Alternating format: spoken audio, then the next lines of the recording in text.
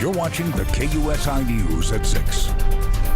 Well, the rise of rhetoric on both sides of the Israel-Hamas conflict continues to rise, but many are feeling that anti-Israel protests are becoming anti-Semitic hate speech. Mark Powell, a former San Diego County Board of Education member, feels that schools need to be teaching the difference, and he joins us now to explain. Mark, good to see you again. Thanks again for coming on. Thanks for having me, Rafer. Yeah, you're very passionate about this. So explain the difference between someone taking an anti-Israel stance in the war, but then becoming anti-Semitic.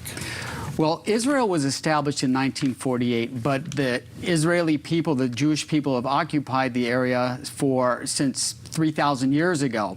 So it's nothing new for Jews to be in the region. But what we see happening is people are taking Israel, because it's a Jewish state, and they have a government, and they're claiming that it's the Jews that are the ones who are causing the problems. And what these pro-Palestinian rallies are turning into anti-Semitic rallies, and you can see it happening on campuses. It's even happening on school grounds here.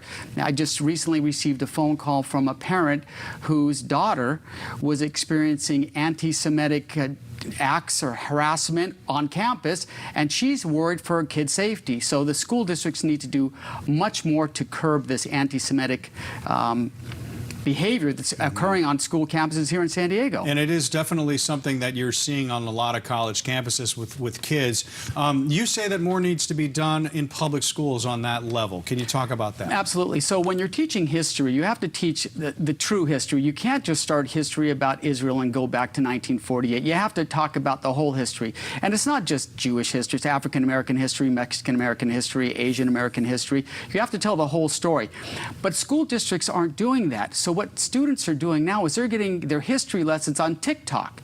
TikTok University is what's teaching kids. And these TikTok algorithms are programmed by somehow to target students and raise this anti-Semitic rhetoric. I don't know which country or who's involved, but they'll get thousands of anti-Semitic posts.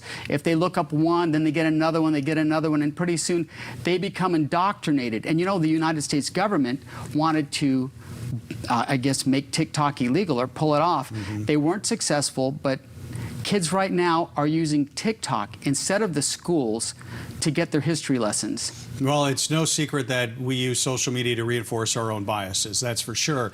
Can somebody be pro-Palestine and pro-Israel at the same time? I think everybody would agree the death of civilian death, I can't imagine anybody's for either of that. But when you talk about anti-Semitism, do you feel like, is there a possibility to be supportive of both sides? There's absolutely a possibility. There's Arabs that are in the government in Israel, and they live and work together, and absolutely Jews and Muslims live together for centuries.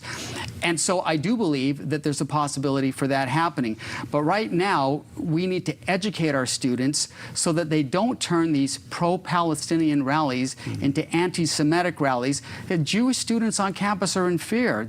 You saw them. They were locked in a cafeteria. Right. There's people pounding the doors. The government really needs to do something about the hatred that's going on campus. And look, it's a tall call for education. They're going to have to do what they need to do to teach the full history about the Jewish people and where they come from, and also teach the Palestinian side. We have to see both sides of the story, but you can't rely on social media and social propaganda to educate our students anymore. Speaking words of wisdom, Mark Powell, former San Diego County Board of Education member, thank you so much. Great to see you again. Thank you, sir. All right, look forward to continuing our conversation offline.